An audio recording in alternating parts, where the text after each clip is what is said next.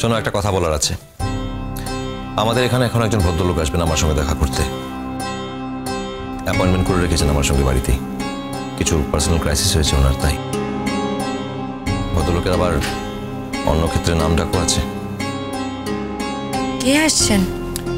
এলেই তো। বাহ, ভালো হয়েছে তোমরা সবাই এখানেই আছো। মেজো মামু, বড় মামি, তোমাদের সঙ্গে আমার একটা কথা বলার আছে। আমি ভাবছিলাম যে আজ একটু আমার বাবা মার বাড়িতে যাব থাকার জন্য। রূপকথা দি, বলছি আজকে আমরা সবাই মিলে সিনেমা দেখতে যাওয়ার প্ল্যান করছি, তুমি যাবে? না বড় মামি, তোমাদের পারমিশন না নিয়ে তো আমি যেতে পারি না, সেজন্য আমি তোমাদের পারমিশন নিতে এসেছি। তুমি বাপে বাড়ি যাবে, সেখানে আমি কি বলবো বলে দেখিনি? এই যে বলছে কতদিন থাকবে, এর মানে কি? হ্যাঁ, মানে আমি এবার একটুখানি অন্যরকম ভাবে ভাবনা চিন্তা শুরু করেছি। অন্যভাবে মানে কি ভাবতে শুরু করছো? আমি সত্যি কথা বলতে কি, এ বাড়িতে আমার কোনো টাকা পয়সার অভাব নেই। তোমাদের ছেলের জন্য আমার তো হাত খালি যায় না, টাকা পয়সা সবসময় সঙ্গেই থাকে। কিন্তু টাকা পয়সাটাই তো সব নয় বলো। বহুদিন কোনো চাকরি বাকরি না করে আমার মনে হচ্ছে যে আমার যা ক্ষমতা সেগুলোতে যেন মরচে পড়ে যাচ্ছে। আমি বাইরেও যে কাজ করতে পারি সেই ক্ষমতাটা কোথায় যেন একটা কম হয়ে যাচ্ছে বলে আমার মনে হচ্ছে। সেজন্য আমি ভাবছিলাম যে আমি বাবা মার ওখানে থেকে যদি চাকরি বাকরি করতে পারি তাহলে খুব ভালো হতো।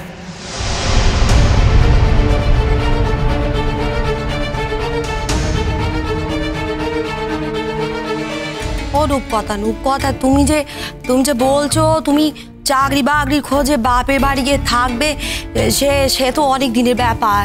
তা আমাদের বাড়ি কোনো বউ তো চাকরি বাকরি করেনি মা। আমার সে কি কথা? তোমাদের বাড়ির বউরা ডাক্তারি পড়তে যায়, ফাংশনে নাচ করে, অথচ চাকরি করতে যাওয়ার বেলা তারা চাকরি করতে পারবে না?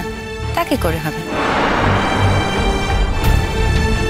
রূপকথা, তুমি যদি প্রথম থেকে চাকরিটা করতে তাহলে আমার মনে হয় না এই প্রশ্ন উঠত। দেখো, আমিও তো এ বাড়ির মেয়ে, আমিও তো চাকরি করি। সব নিয়মই যে শুধু বাড়ির বউদের জন্য খাটে এমনটা তো নয়। কোনো কোনো নিয়ম ভাঙতে হলে ভাঙতে হবে, তুমিও ভাঙবে। কিন্তু তুমি প্রথমেই চাকরিটা ছেড়ে দিয়েছিলে কেন বলো তো? কারণ আমাকে এ বাড়ির থেকে শর্ত দেওয়া হয়েছিল যে তাদের বাড়ির বৌমা চাকরি করবে না। তা তুমি বা এটা মেনে নিলে কেন? তোমার হাতে অন্য অপশন ছিল না এমনটা তো নয়। তোমার বাবা অন্য কোথাও সম্বন্ধ দেখতে পারতেন। তার কারণ বিয়ের পর বড় মামি আমাকে রিকোয়েস্ট করেছিল যে আমি যেন চাকরি না করি। সেদিন যখন কথাটা মেনেই নিয়েছিলে রূপকথা, তাহলে আজকে আবার নতুন করে চাকরি খোঁজার জন্য বাপের বাড়ি যাচ্ছ কেন?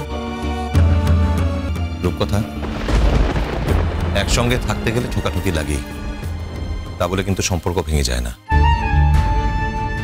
তুমি বাপের বাড়ি যেতে চাও, হাজারবার যাও, কিন্তু এরকম ভাবে রাগ করে চলে যেও না।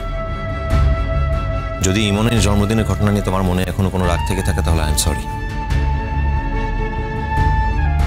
তোমাকে রিকোয়েস্ট করছি, এরকম রাগ পুষে রেখো না। দেখো, তুমি যদি বাড়ি থেকে এরকম ভাবে রাগ করে চলে যাও, যদি কখনো দাদা ভাই ফিরে আসে তাহলে একবার ভেবে দেখো তো, দাদা ভাই কি ভাববে, কেমন লাগবে তার? ও, তোমার দাদা ভাই এখানে এসে কি ভাববে সেই জন্য তুমি আমায় আটকাচ্ছ? শুধু সেই জন্য? Thank you so much Ronu. তোমার এই আমার প্রতি কনসার্ন দেখে আমার খুব ভালো লাগছে। কিন্তু এই মুহূর্তে আমি তোমার সঙ্গে কথা বলছি না। Right now I am just not talking to you. আমি জানি তুমি আমার সঙ্গে কথা বলছো না, আমি তোমার সঙ্গে কথা বলছি। আর যাই করো রূপকথা, রাগ করে এই বাড়ি থেকে চলে যেও না, অন্তত দাদা ভাই না আসা অব্দি। Stop it Ron, just stop it. দেখো, কথায় কথায় দাদা ভাইয়ের রেফারেন্স টেনে আনার অ্যাবসলিউটলি কোনো দরকার নেই। তোমার দাদা ভাই তোমার দাদা ভাই, কিন্তু আমার কাছে সে শুধুমাত্র একজন পরিচিত ব্যক্তি, তার বেশি আর কিচ্ছু নয়। আর এই বাড়িতে কেন, কিসের জন্য আমি থেকে গিয়েছিলাম সেটা তোমার থেকে বেশি ভালো বোধহয় কেউ জানে না রনি।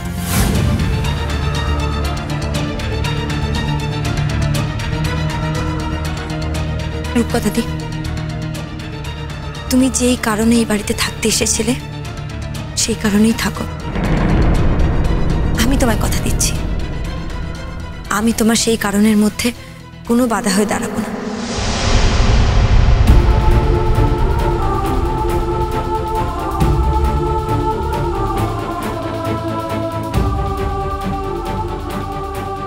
দেখো, এই বাড়ির যতজন আছে তারা সবাই মিলে একসঙ্গে থাকলে তবেই এই বাড়িটা একটা বাড়ি হবে। আর তাদের মধ্যে যদি কেউ একজন এই বাড়ি ছেড়ে চলে যায় তাহলে এই বাড়িটার বাড়ি থাকবে না, অন্য বাড়ি হয়ে যাবে। দেখো, আমার তো অন্তত তাই মনে হয়। আর এটা তুমি বিশ্বাস করতেও পারো, নাও করতে পারো। হাই দেখো, সব সময় কত মন্দ কথা বলে, আর এখন এমন করে কথা বলছে যেন। মন্দ কথা কি শুধু আমি বলি কাকিমণি? মন্দ কথা আমাকে শুনতে হয় না? মন্দ কথা আমি রোজ শুনি না? আর রোজ এই মন্দ কথা শুনেও কিন্তু এই বাড়িতে আমি পড়ে রয়েছি, যাইনি এই বাড়ি ছেড়ে। অথচ দেখো, আমারই এই বাড়ি ছেড়ে চলে যাওয়ার কথা। আমার তো এই বাড়িতে থাকার কথাই নয়। দেখো, আমি কিন্তু চলে গিয়েছিলাম, আমি আবার ফিরে এসেছি। কিন্তু রূপকথাদির তো সম্পূর্ণ অধিকার আছে এই বাড়িতে। তাহলে রূপকথাদি কেন ছেড়ে চলে যাবে?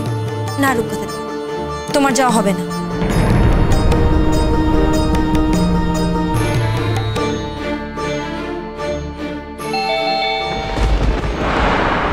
এসব কথা সংসারে চলে এবং চলতেই থাকবে, সেটা আমি জানি। এখন আমার একজন গেস্ট এসেছেন, কিছু পার্সোনাল কথা আছে তার আমার সঙ্গে। খেয়াল রেখো যাতে তার সামনে কোনো সিন ক্রিয়েট না হয়।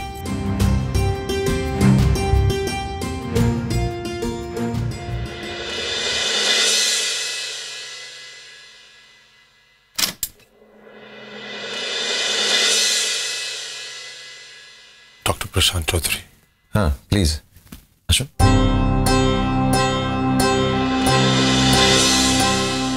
বসুন।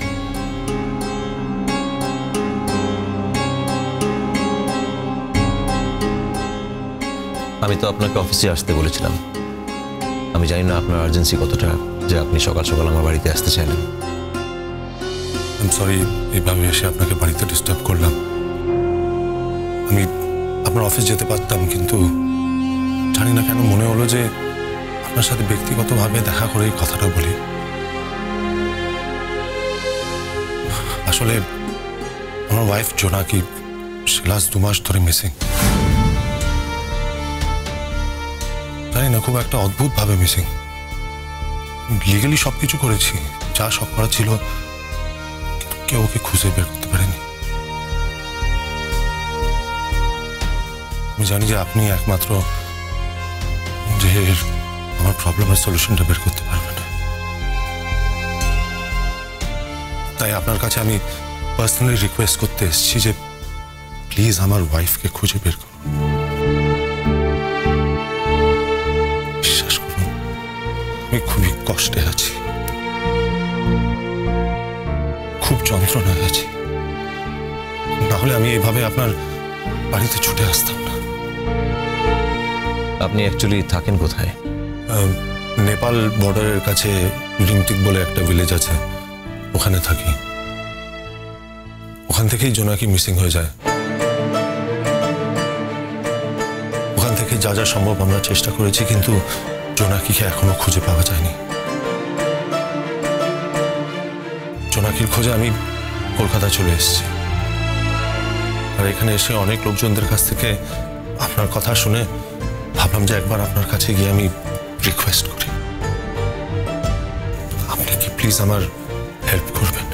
আপনি আমায় ফোনে বলেছিলেন যে আপনি একজন ডাক্তার। হ্যাঁ, আমি একজন ডাক্তার। আপনার ওয়াইফের মিসিং হওয়ার পুরো ডিটেলটা আমার জানা দরকার। আর এসআই সায়ন বোস এই কেসটা ইনভেস্টিগেট করছে। He is a very competent officer.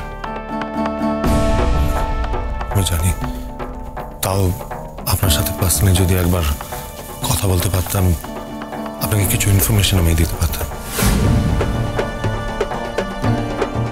Please actor, promise করুন যে আপনি জোনাকিকে খুঁজে বের করবেন আমার জন্য। দেখুন, আমি চ্যালেঞ্জ নিতে ভালোবাসি। যদি আপনার ওয়াইফ জীবিত থাকে তাহলে আমি ঠিক খুঁজে বার করব, কথা দিলাম। আপনার আশ্বাস পেলে হয়তো নতুন করে বাঁচতে পারবো। দেখুন, আজ আপনার সঙ্গে এখন কথা হলো, এরপর থেকে আমি আমার ইনভেস্টিগেশন শুরু করব। যদি উনি বেঁচে থাকেন তাহলে 2 দিনের মধ্যে আশা করি তার খোঁজ আমি আপনাকে এনে দিতে পারবো। Thank you. বলছিলাম যে যেতে যেতে কথা হতে পারে না? আসলে আমার একজনের সাথে আবার দেখা করার আছে, তাই আপনাকে আমি রাস্তায় ছেড়ে দেবো। আপনার অফিস তো আমার রাস্তায় পড়বে, চলুন আপনাকে অফিসে ড্রপ করে দিই। হ্যাঁ, সে ঠিক আছে, কিন্তু কিছু চাটা। না না, আজ প্লিজ। কিন্তু আপনাকে প্রমিস করছি যে যেদিন জোনাকিকে পাওয়া যাবে আমি আরও এখানে একসাথে আপনাদের সবার সাথে লাঞ্চ করব। আজ মনটা একটু ঠিক নেই। I can understand. ঠিক আছে, চলুন, আমি আসছি।